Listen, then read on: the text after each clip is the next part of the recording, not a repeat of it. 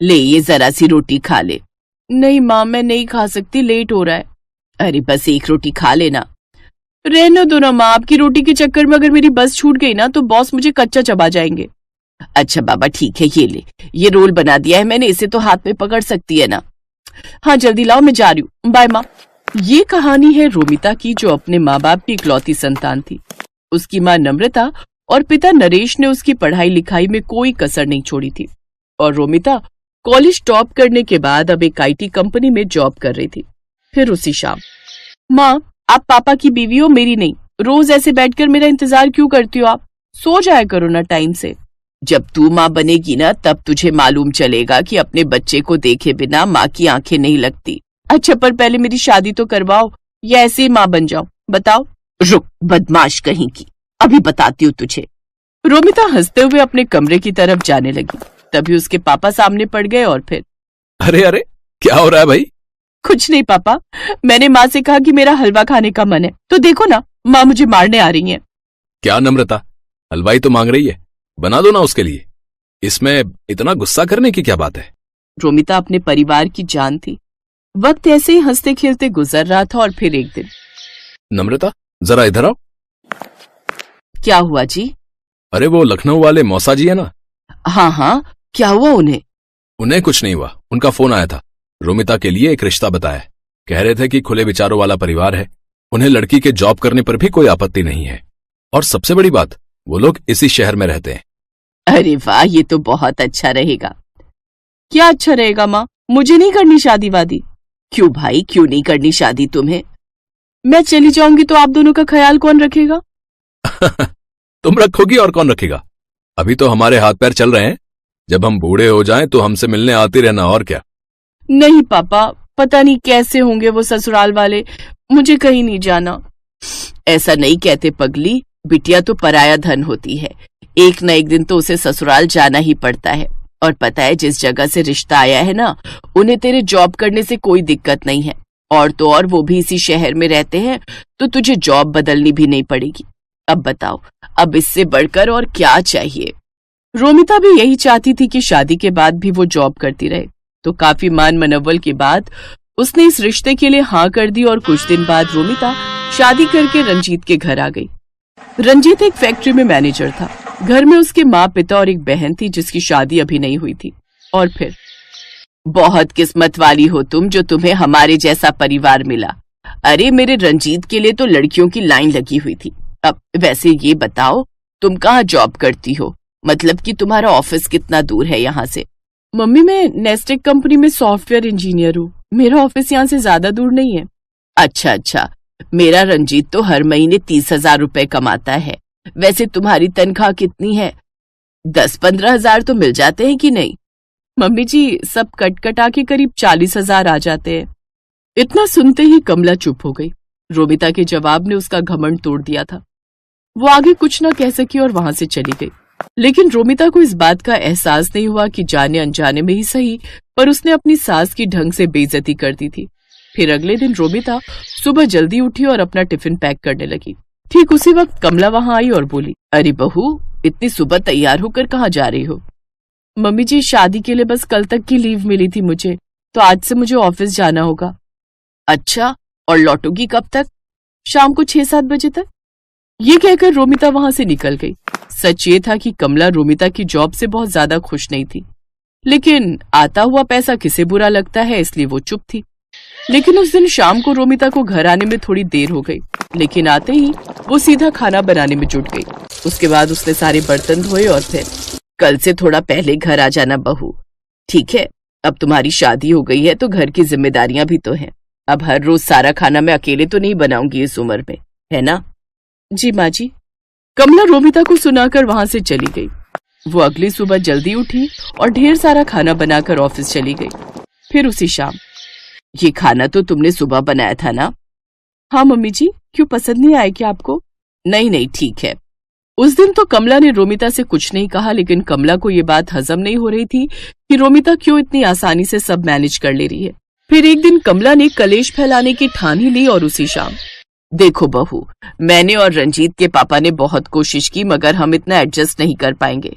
इन्हें गरम खाना खाने की आदत है, समझी? तो कल से शाम का खाना शाम को ही बनाना, समझी? पर मम्मी जी, अब बहस मत करो मुझसे, जो कह रही हूं बस वही करो। अपनी सास से डांट खाकर रोमिता बहुत परेशान हो गई। उसे समझ में नहीं आ रहा था कि वो ऑफिस के साथ साथ घर का काम कैसे मैनेज करे। इस चक्कर में वो ऑफिस में भी परेशान रहने लगी।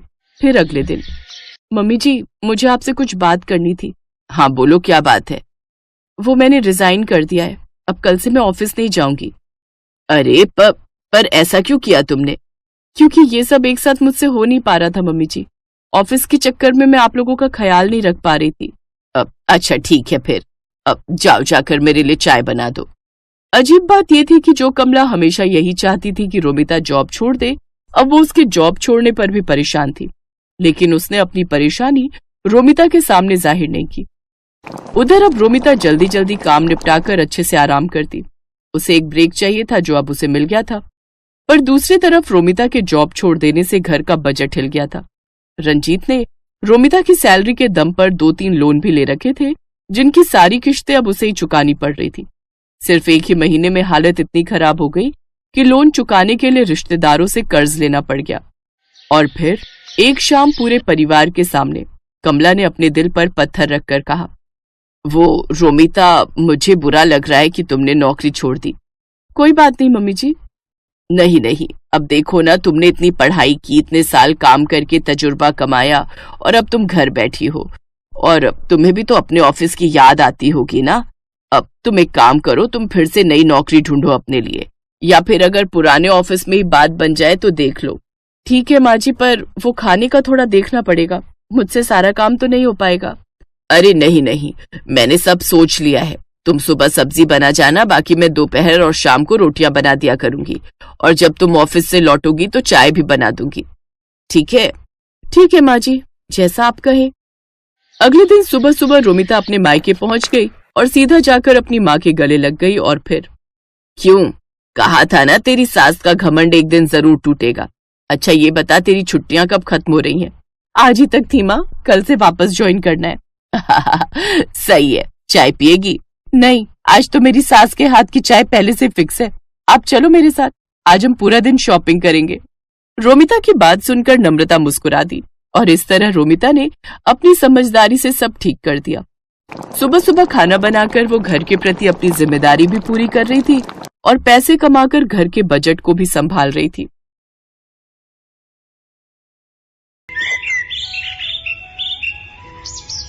सुजाता देवी के 3 बेटे और 3 बहुएं थी। 2 बहुएं रेखा और उमा अमीर घर से आई थीं, जबकि सबसे छोटी बहू कोमल गरीब घर की थी। इसीलिए सुजाता देवी अपनी दोनों बहू रेखा और उमा के साथ ज्यादा अच्छा व्यवहार करती थी, पर अपनी छोटी बहू कोमल को वो कुछ नहीं समझती थी। इसीलिए रेखा और उमा भी अपनी देवरानी कोमल की हर समय इंसल्ट ही करती रहती थी। माँ जी देखिए ना, कोमल तो बिल्कुल गरीबों वाली हरकतें करती है। दाल में घी ऐसे डाला है मानो उबली हुई दाल ही हो बिना तड़के की। और रोटी तो देखिए माँ जी, रोटी में घी भी नहीं लगाया, सूखी रोटी आगे रख दी। कोमल इधर आ, मैं तुझे अभी बताती हूँ। अरे तू गरीब घर से आई है तो तू हमें भी गरीब समझने लगी है क्या? जब घर में किसी चीज की कोई कमी नहीं है तो तू इतनी कंजूसी क्यों करती है? हाँ, आज तूने खाने में देसी घी क्यों नहीं डाला? माँ जी देसी घी खत्म हो गया है, जो था वो मैंने यूज कर लिया। माँ जी अभी 2 दिन पहले ही तो देसी घी आया था, इतनी जल्दी इसने खत्म भी कर दिया। कहीं ये देसी घी खुद तो नहीं खा जाती, क्योंकि इसने मायके में तो कभी देसी घी खाया ही नहीं होगा। नहीं माँ जी, घी तो रखा था, पर कल रेखा भाभी और उमा भाभी ने मुझे पिन्नियां बनाने के लिए बोला था, तो सारा घी पिन्नियां बनाने में ही लग गया। अरे अब तू मेरी बहुओं के खाने पर भी नजर लगाएगी? तेरी इतनी हिम्मत? अरे तू गरीब घर की है, इसीलिए तू ऐसी हरकतें करती है। चल जा यहाँ से। रेखा बहू, लाला को फोन कर दे, नौकर के हाथ 5 किलो देसी घी भिजवा देंगे। कोमल रोती हुई रसोई में चली जाती है। उससे अक्सर ही ऐसे अपमान सहने पड़ते थे। नया साल आने वाला था। घर में नए साल की पार्टी की तैयारी चल रही थी। रेखा और उमा दोनों ने ही अपने मायके वालों को नए साल की पार्टी के लिए इनवाइट किया हुआ था। बस कोमल के ही मायके वाले रह गए थे। माँ जी हमने अपने अपने घर में तो सबको बोल दिया है नए साल पर आने के लिए, पर कोमल के घर वालों को बोलना भी रह गया है। कैसे करना है फिर? अरे छोड़ो ना, उन भिखारियों को बुलाने की क्या जरूरत है। पार्टी में तुम दोनों के घर से सब लोग आ जाएंगे। अब तुम्हारे मायके वालों में और कोमल के मायके वालों में बहुत फर्क है। नहीं माँ जी, ऐसा मत कीजिए। मैं तो कहती हूँ इसके मायके वालों को बुला ही लेते हैं। सबके सामने उनका ऐसा अपमान करेंगे कि ये हमेशा याद रखेंगी। कान इधर लाइए, मैं आप सबको समझाती हूँ। रेखा और उमा अपनी सास के साथ मिलकर कोमल के मायके वालों को अपमानित करने की योजना बनाती हैं। बहू, घर में नए साल की पार्टी है। रेखा और उमा के मायके वाले भी आ रहे हैं, तो मैं चाहती हूँ कि तुम भी अपने मायके वालों को न्योता दे दो। इस बार नया साल हम सब मिलकर मनाएंगे। जी माँ जी, मैं फोन कर देती हूँ। अब आएगा मजा, आने दो इसके मायके वालों को। कोमल को जरा सी भी भनक नहीं थी कि उसकी पीठ पीछे उसकी सास और जेठानियां उसके खिलाफ क्या षड्यंत्र रच रही है। 31 दिसंबर का दिन आ जाता है। कोमल के ससुराल में पार्टी की तैयारी चल रही थी। रेखा और उमा के मायके वाले आने शुरू हो गए थे। रेखा और उमा ने रसोई में घुसकर तक नहीं देखा। वो तो अपने मायके वालों के साथ ही बातों में लगी हुई थी। कोमल बहू, मेहमानों को पकवान परोस दिए ना? अच्छे से घी मिर्च मसाले बढ़िया डाले हैं ना? कोई कंजूसी मत करना। मेहमान खुश होकर जाने चाहिए। और तुम्हारे माता पिता भाई बहन सब कहाँ रह गए? बड़ी देर कर दी उन्होंने आने में। वो लोग भी समय पर आ जाते तो पार्टी का मजा ले लेते। जी माँ जी, मैंने सबको खाना परोस दिया है और वो मम्मी से मेरी बात हुई थी, बस पहुंचने वाले हैं। तभी कोमल के मम्मी पापा और भाई बहन आ जाते हैं। नमस्ते जी, नमस्ते। आओ आओ, बड़ी देर कर दी आप सबने आने में। आज 31 दिसंबर की वजह से बहुत भीड़ थी, ऑटो भी नहीं मिल रहा था। बड़ी मुश्किल से ऑटो मिला तो हम पहुंचे हैं। हाँ, मैं तो भूल ही गई थी। वो रेखा बहू और उमा बहू के घर वाले गाड़ी से आए हैं ना, तो मुझे आप लोगों का ध्यान ही नहीं रहा कि आप लोगों के पास तो गाड़ी ही नहीं है और आप लोगों की तो इतनी हैसियत भी नहीं है कि गाड़ी खरीद सको। खैर छोड़ो, आओ आप सबको रेखा बहू और उमा बहू के घर वालों से मिलवाती हूँ। समधन जी, ये कुछ मिठाई लाए थे नए साल के आने की खुशी में।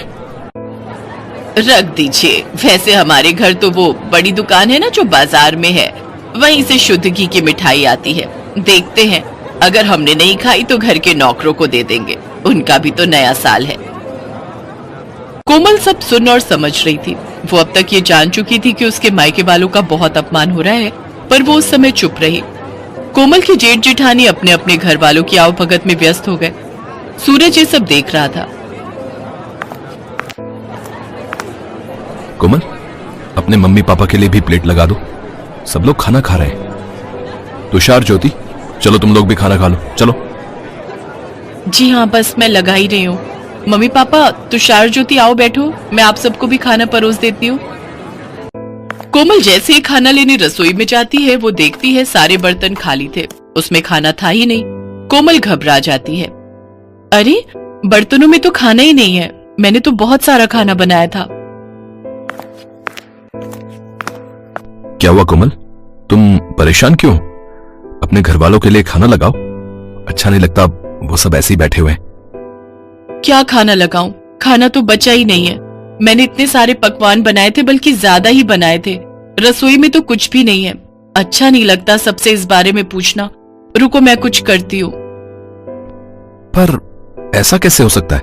अगर तुमने ज्यादा खाना बनाया था तो आखिर खाना खत्म कैसे हो गया? मैं अभी माँ और भाभीियों से ये बात पूछता हूँ। नहीं नहीं, अच्छा नहीं लगता, सब मेहमानों के बीच में बैठे हैं। कोई नहीं, मैं सबके लिए कुछ और बना देती हूँ, थोड़ी देर लगेगी।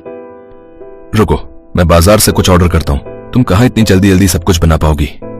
नहीं नहीं, बाजार का मंगवाओगे तो सबको पता चल जाएगा। आप टेंशन मत लो, मैं कुछ बना लेती हूँ।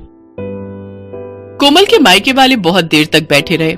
कोमल सूरज को कुछ मंगवाने के लिए भी मना कर रही थी, क्योंकि उसके मम्मी पापा वगैरह को तो ये बात पता थी कि कोमल ने सारा खाना घर पर ही बनाया है।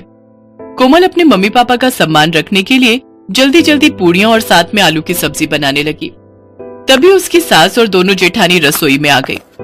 अरे कोमल, तुम ये पूड़ियां क्यों तल रही हो? इतना सारा खाना तो बचा हुआ है।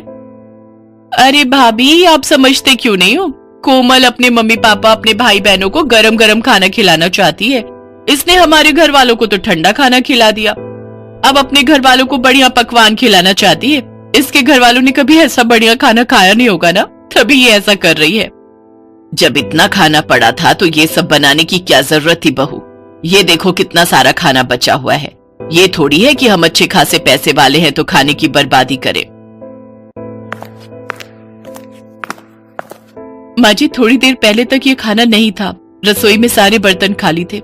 मुझे नहीं पता था कि भाभीयों ने सारा खाना कमरे में रखा हुआ है। मुझे सब समझ आ गया है माँ जी। मैं चाहे जितना मर्जी आप लोगों के लिए कर लूं, पर आप लोग जानबूझकर मुझे अपमानित करना हमेशा से ही चाहते हो। कमरे में मेरे मम्मी पापा और मेरे भाई बहन बैठे हुए हैं। अब मेरा मन नहीं है कि मैं इस घर में रुकूं। मैं उन लोगों के साथ अपने घर जा रही हूँ, अपनी माँ के घर। मुझे तो ऐसा लगता है कि यहाँ पर कोई मेरा अपना है ही नहीं। सूरज जी, मैं यहाँ नहीं रुक सकती। जहाँ इज्जत नहीं हो वहां से चले जाना ही अच्छा है। रुको कोमल, तुम अकेली नहीं जाओगी, मैं भी तुम्हारे साथ चलूंगा। अब हम यहाँ रहेंगे ही नहीं। जहाँ मेरी पत्नी की इज्जत नहीं, वहां मैं भी नहीं रह सकता। मैं भी कब से अपने आप को रोक कर बैठा था। अरे सूरज, ऐसा नहीं कहते। कोई बात नहीं, छोटी छोटी बातें होती रहती हैं। कोमल, गुस्सा थूक दो। और माँ, आप सब भी नए साल के दिन इस तरह की हरकतें करके घर में क्यों सबका मूड खराब कर रहे हो? कोमल, शांत हो जाओ। अभी मेहमान चले जाएंगे, उसके बाद हम कल बात करेंगे। कोमल की सास और जेठानियां यही सोच रही थी कि शायद उन्होंने कुछ ज्यादा ही गलत कर दिया, पर अब बहुत देर हो चुकी थी। सूरज और कोमल ने अलग रहने का फैसला कर लिया और कुछ ही दिनों बाद वे दोनों अलग रहने चले गए। कोमल की सास और जेठानियों को बाद में खुद पर पछतावा होने लगा, क्योंकि कोमल के रहते उन्हें कोई काम ही नहीं करना पड़ता था। पर कोमल के जाने के बाद उनके सिर पर घर की सारी जिम्मेदारी आ गई और उन्होंने कोमल जैसी अच्छे स्वभाव वाली बहू का साथ खो दिया। कोमल अपने पति सूरज के साथ अपने छोटे से घर में सुकून से नए साल में नई जिंदगी की शुरुआत करती है।